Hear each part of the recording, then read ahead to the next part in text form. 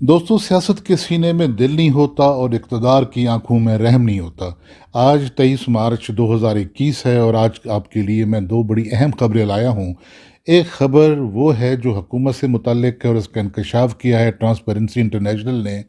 कि private sector में जो कोरोना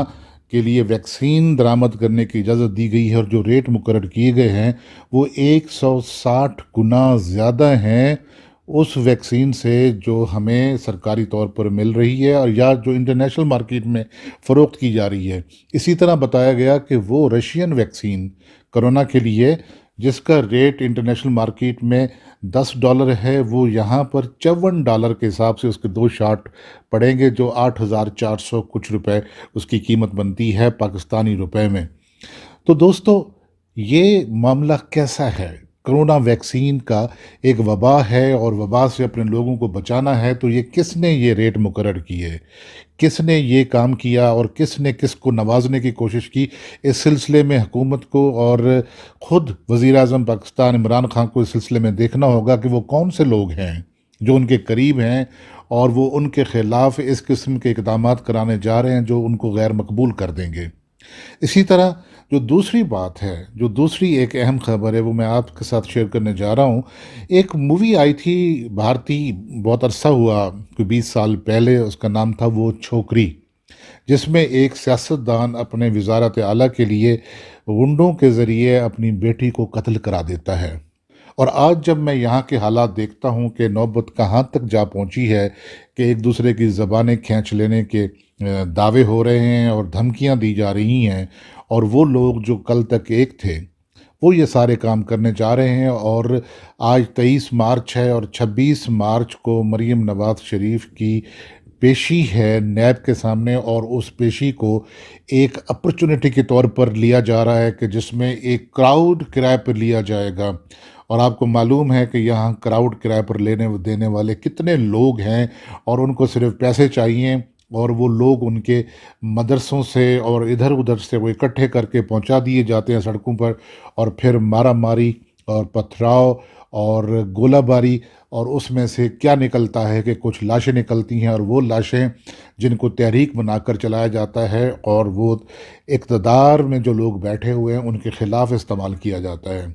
अब ये 26 मार्च की जो पेशी है, इसमें पीपल्स पार्टी, तो उसका इम्कान नहीं है कि वो शिरकत करे। उस रोज़ जो पीडीएम मुत्तहिद होकर वहाँ जा रहा है, लगता नहीं कि उसमें पीपल्स पार्टी शामिल हो, क्योंकि पीपल्स पार्टी इस किस्म का कोई कदम नहीं उठाना चाहती जो मुल्क व कौम के ख़िलाफ़ भी हो, और जिसमें उन क़ुव्वतों को तक़वियत मिले कि जिनके पास कुछ भी नहीं गंवाने को, और लेकिन वो मुल्क का बहुत कुछ गंवा सकते हैं, और मुल्क का इस्तेहकाम उनके स्टेक पर है, और उसको अदम इस्तेहकाम से दो चार कर सकते हैं। तो इस सिलसिले में आप देखते हैं कि ये बात शुरू कहाँ से होती है। उन्हें एक मौका चाहिए था। 26 मार्च को पहले ये तय था कि उस रोज़ लॉन्ग मार्च किया जाएगा। जब लॉन्ग मार्च नहीं हो सका और पीपल्स पार्टी ने उससे अलहदगी इख्तियार कर ली लॉन्ग मार्च से, तो फिर क्या हुआ कि वो जो अपॉर्चुनिटी है नैब के यहाँ पेशी की, जिसमें सिर्फ मरीम नवाज़ ही को पेश होना है, वहाँ पर इतना बड़ा जुलूस और इतनी बड़ी तहरीक बना कर लेकर जा रहे हैं कि जैसे पीडीएम की सारी जमातें, और उसमें मौलाना फजलुर रहमान और उनके साथी और उनके तलबा जो उनके मदरसों में पढ़ने वाले, इसी तरह मोबलाइज़ किया जा रहा है। लाहौर में जो नून लीग के कारकुन हैं और उनके साथ वो लोग जो किसी वक्त उनके इशारे पर कुछ भी कर सकते हैं। अब मैं जब देखता हूँ कि नवाज़ शरीफ खुद लंदन में बैठे हुए हैं अपने बेटों के साथ, और इधर उनकी बेटी ये सारी तहरीक चला रही है, और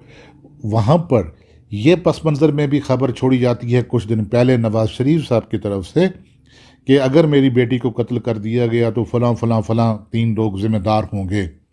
तो क्या नवाज़ शरीफ साजिश कर रहे हैं अपनी बेटी के कत्ल की कि वो किसी तरीके से उसको नुकसान पहुँचे, और वो उसका इल्ज़ाम धरें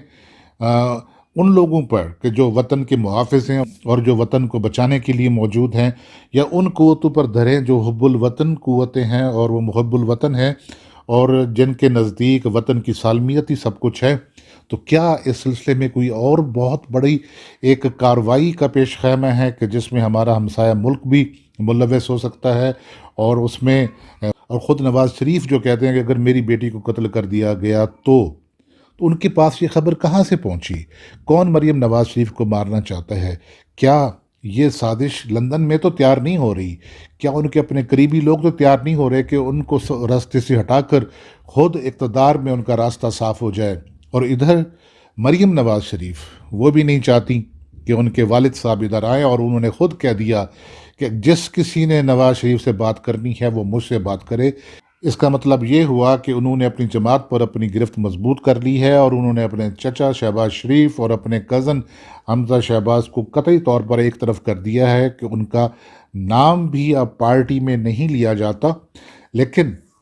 ایک طرف وہ اس قسم کا ماحول پیدا کرنا چاہتی ہیں کہ ان کے والد اور ان کے بھائی کبھی بھی پاکستان نہ آ سکیں، اور یہاں پر جو نون لیگ ہے وہ ان کے قبضے میں ہو، اور اگلی حکومت بنانے کے لیے وہ کچھ ایسا کر گزریں کہ حکومت اور اقتدار ان کے قدموں میں آن گرے۔ تو یہ اب جو جنگ شروع ہوئی تھی مولانا فضل الرحمان کے اسمبلی میں نہ ہونے کی وجہ سے، اب یہ نون لیگ کے اندر اقتدار کی جنگ بنتی ہوئی دکھائی دیتی ہے، کہ جس میں یہ صاف دکھائی دے رہا ہے کہ اب وہ جو ایک لڑائی شروع ہوئی تھی نواز شریف اور ان کے بھائی کے درمیان میں اندر خانے، جس کا بظاہر باہر کوئی امکان نہیں ہوتے تھے، اب وہ لڑائی باپ اور بیٹی کے درمیان میں چل پڑی ہے۔ باپ کہتا ہے کہ بیٹی منظر نامے سے ہٹ جائے، اور بیٹی کہتی ہے کہ میرا باپ کبھی پاکستان واپس نہ آئے۔ تو اس قسم کے حالات اگر انہوں نے 26 مارچ کو پیدا کیے، اور پھر کسی اس قسم کی لاشیں انہیں ملیں اور پھر تحریک کا کوئی سبب بنی، تو یہ پاکستان کے لیے کوئی اچھا نہیں ہوگا۔ تو اس سلسلے میں حکومت کو چاہیے، اور وزارت داخلہ کو خاص طور پر جس کی سربراہی شیخ رشید صاحب کر رہے ہیں، انہیں چاہیے کہ کچھ ایسا انظام ہونا چاہیے کہ یہ امن امان کو نقصان نہ پہنچے، اور وہ جو ان کے ارادے ہیں ان لوگوں کے جو ملک میں فساد برپا کرنا چاہتے ہیں اور سول وار کرنا چاہتے ہیں، ان کے ارادے کبھی کامیاب نہ ہوں۔ اجازت دیجیے، خدا حافظ۔